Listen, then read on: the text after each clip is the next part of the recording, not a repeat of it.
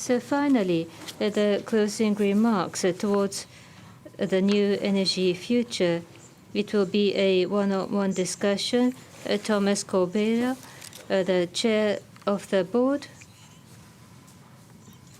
For your entire effort to waking up from early in the morning from Europe.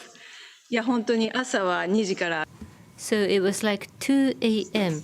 for Tomas when we started, and our vice chair of executive board, Takejiro Sueyoshi.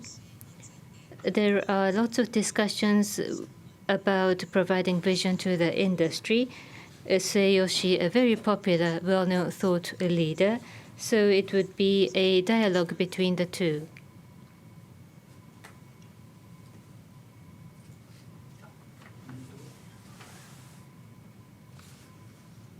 Once again, thank you to all the participants for your huge contribution. As Mika mentioned, 8 hours have passed since we started at 10 o'clock in the morning, Tokyo time. And Thomas, thank you very much. And everybody participating must have reconfirmed your understanding. Some of you might have learned something fresh about the global trend. I am sure that all the participants have received information in your own way. All the discussions were very fruitful, I hope. I would like to thank the two ministers, Taro Kono, in charge of regulatory reform, Shinjiro Koizumi, Minister of Environment. My special gratitude to our ministers from home and abroad. So many speakers, panelists, thank you so very much indeed for your massive contribution. Last but not least, Masayoshi Son, a chairperson of our institute. Thank you for his very special message. Mr. Son established the institute. The reason was because of the disaster in 2011. We were empowered by the strong feeling and empathy with the affected people. Looking at the global energy trend across the world, I am strongly feeling the next point, which is very clearly the main player has transformed in the energy world, which means that rapid expansion of renewable is the proof of that. I have reconfirmed the spread of renewable. There are two backgrounds which made me confirm the strength of renewable. Number one, Royal Dutch Shell and its reform. Ben van Bluden, CEO Ben van Bluden, last year, a very surprising reform was announced. With 30 years, business portfolio will be reviewed. The contents is striking enough. And within less than a year, as of February this year, that striking plan is already under review. Until yesterday, the net zero for 50 years for the single company, but as of February this year, under the new plan, not only the product at use, the end use will also be covered in terms of going net zero. According to the CEO, going forward, net zero energy product and services will be provided by Royal Dutch Shell, which means that it's a graduation of fossil, to leave fossil totally away. And another point is about the other side of the planet in the US, ExxonMobil. At the end of August last year, August 31, that famous New York Stock Exchange, a Dow Industrial Average from Dow 30, very easily they were struck off. Many of you know that they dropped out of Dow. ExxonMobil in 1928, they were already included in Dow. It was such a historical, reputable company. ExxonMobil struck off from Dow, which was there from 1928 until 10 years ago. In terms of market cap, they were number one in the world. But all of a sudden, from the top market of the capital market, the Dow, from the top level, they were kicked off. Who could have imagined this kind of situation? In the past, the oil minister of Saudi Arabia, the fixer of the oil market, that famous minister Yamani passed away last month. Yamani has mentioned this quote: the Neolithic era did not end because stone ran out. This applies to the oil. The oil era will not end because of the depletion of oil. He was prophetic. Just as Yamani prophesied, this is the beginning of the end of oil occurring. He was correct in his prophecy. So world is changing, and the finance world is also changing across the world. Because of climate change, climate crisis, and the sustainability crisis, this has now become the central focus of the world of finance. What I mean is, the central banks across the world, they are now talking about the climate change and sustainability. This is now the core theme of finance administration. For example, UK. From January in the United Kingdom, the so-called TCFD-based disclosure became mandatory. In the United States, the world's largest asset under management, 900 trillion yen worth, asset manager BlackRock has announced that as they judge their investment, sustainability will always be in their consideration. In the private sector banks, the carbon accounting will be standardized. What this means is their loans or their investment through their business, how much CO2 will be emitted. The carbon intensity or the carbon footprint will be reflected in the loans and the investment. That would be accounted for in their accounting report. So far, the loans, if there is an interest on the returns, they would have been interested in the extension of the loan. But whatever the loan and investment, if it is going to result in carbon emission, they have announced that they will no longer extend their loans or offer investment. This is a fundamental transition occurring in the world of finance, and therefore the energy, the main player, is changing, and this has a variety of impact onto all related areas. These transformation, what does it tell us? According to my interpretation, the move of energy transition, no one can stop. It is unstoppable transition. This is becoming the mainstream, and this is flooding the world. Energy cannot be decided only by thinking about energy. Why do I interpret this way? The answer is clear. A fossil fuel was popular in the past. Back at that time, biodiversity or climate, they were healthy. We had a beautiful blue planet. That was a good old time. We only had to focus on energy alone. The best mix was considered, only limiting our perspective on energy, but the world has changed. Biodiversity or climate, all are in crisis. For example, according to Secretary General Guterres, the planet is broken. State of the earth is broken, is what Guterres said. Professor Johan Rockström, the world is in a crisis, the planetary emergency, according to Rockström.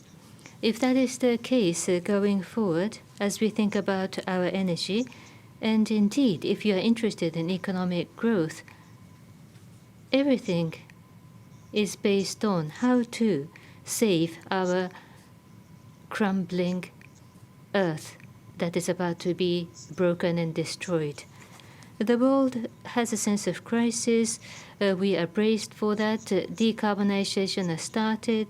As we have heard today, there are many other economies that are all ahead of Japan. That Japan has to admit. All the speakers have told us how Japan is left behind. I'm sure that many of you had that impression. Yes, on December 26 last year, Prime Minister Suga announced that Japan will go net zero by 2050. The Japanese atmosphere transformed. That's a good news, but this has not happened over night across the world. This had been moving in the world. The world has already implemented before Japan. Why did not Japan transition much earlier? If I may dare to say so, after the announcement by Prime Minister Suga, the discussion sounds as if it is about a far distance, longer in the future, like a dreamlike talking. But the world is in a crisis. Many speakers today spoke about next step. Minister Koizumi often says the decisive decade. So in the 5 to 10 years, concrete emission reduction is the most important point, and I think that discussion is absent in Japan. Why is Japan lagging behind? According to my understanding, Japan is always lagging behind by 10 years, always behind in global trend. 2 international experts have mentioned this. One active in Japan for long, you know them.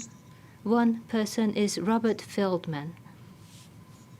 According to Robert Feldman, Japan and the Japanese people, they are always passive and receptive. Only after the crisis do Japanese take action. When the Japanese start taking action, once they start, there is kaizen and improvement. But when there's a little improvement, the Japanese easily become complacent and they stop action, which means that Japanese take a little bit of action but stop before fundamental reform.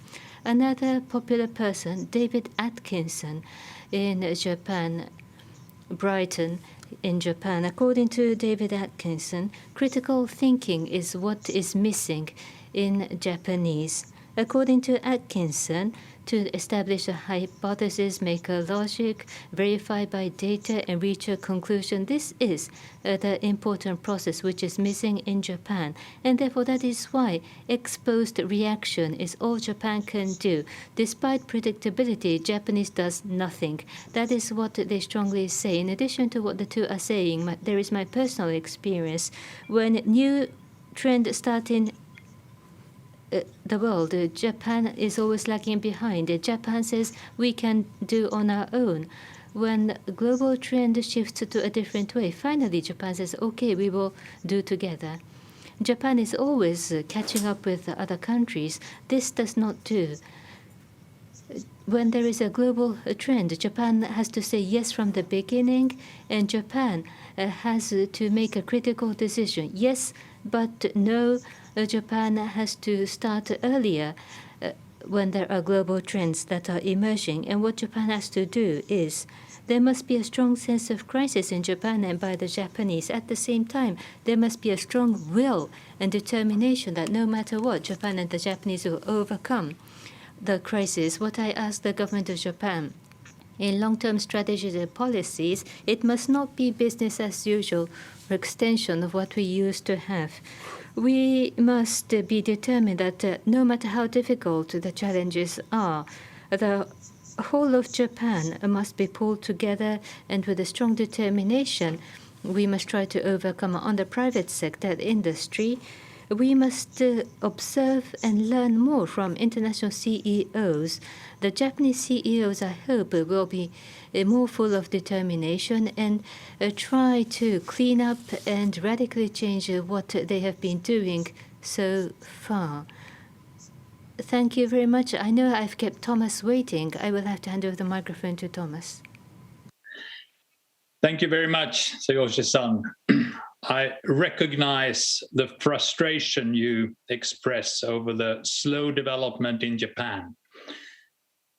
And I would like to reflect for a couple of minutes on the development during these almost 10 years when I have been engaged with the Renewable Energy Institute.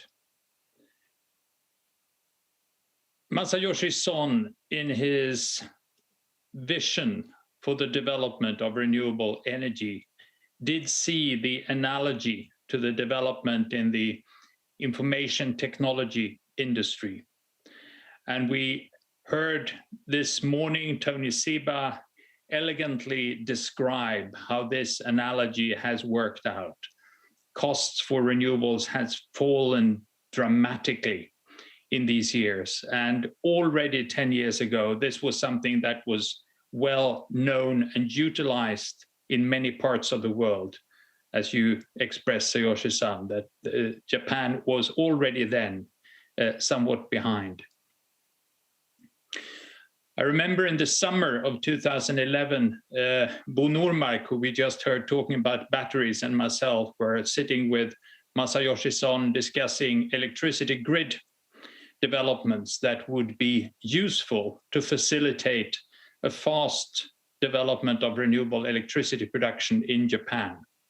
We talked about subsea cables connecting Hokkaido and the mainland, using subsea cables because that would be faster than overhead lines, and utilizing the sites of the nuclear power plants as connecting points to the onshore grid of Japan, and also connecting Japan to neighboring countries to make the total electricity supply in Northeastern Asia more efficient.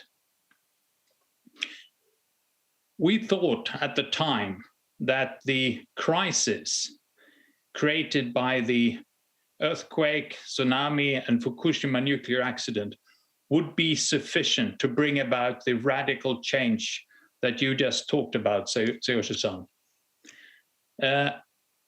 But we were disappointed. That was not what happened.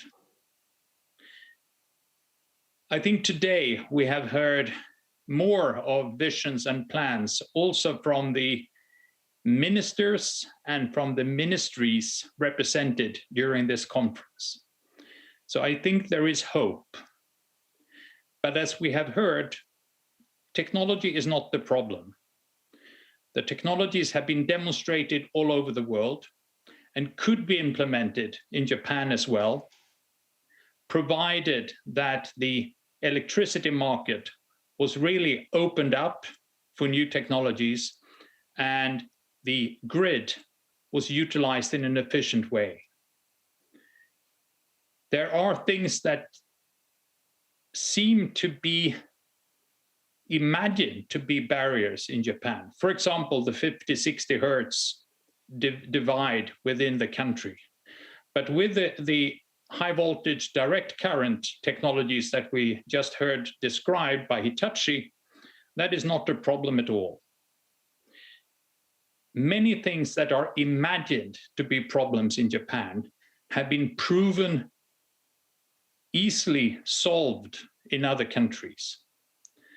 But the main obstacle in Japan is the way that the electricity market is regulated.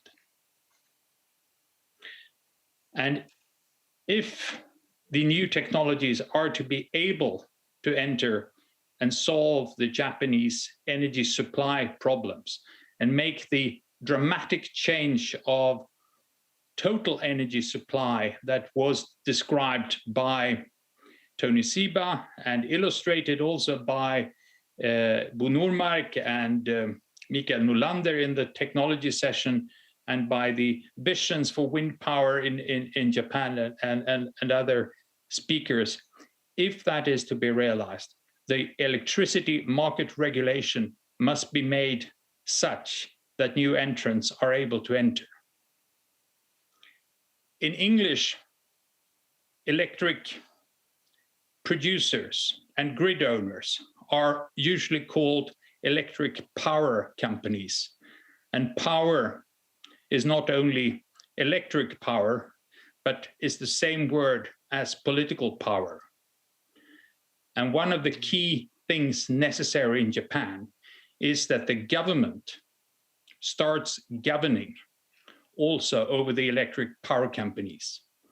And I think what we have heard today from the ministers who gave us presentations gives some hope that we will see a re-regulation of the sort necessary to make the implementation of all the technology opportunities that we heard of during the day economically possible also in Japan.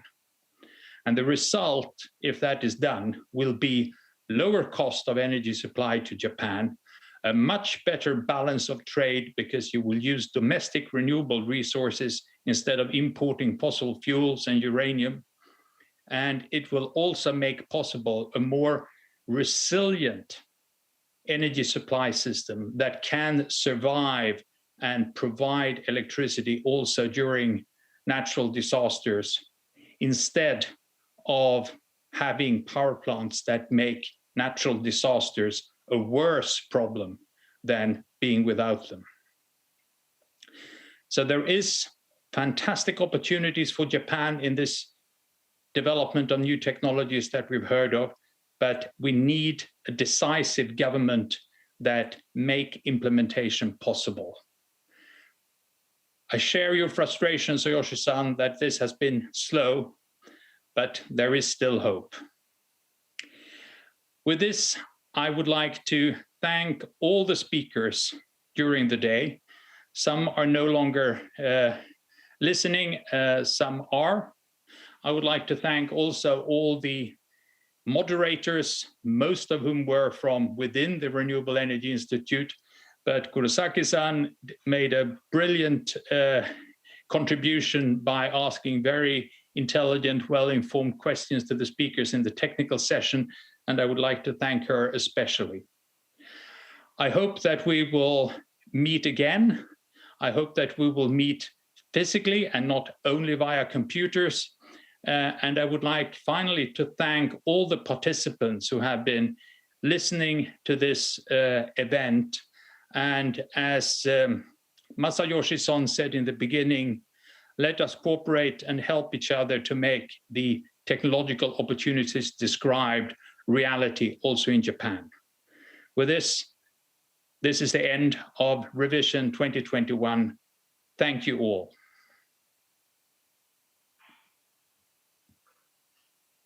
Tomas, ありがとうございました。ぜひ日本の Thank you, Thomas. We sincerely hope that Japan's goal of net zero 2050 will be meaningful and substantive. Let us work together. Thank you.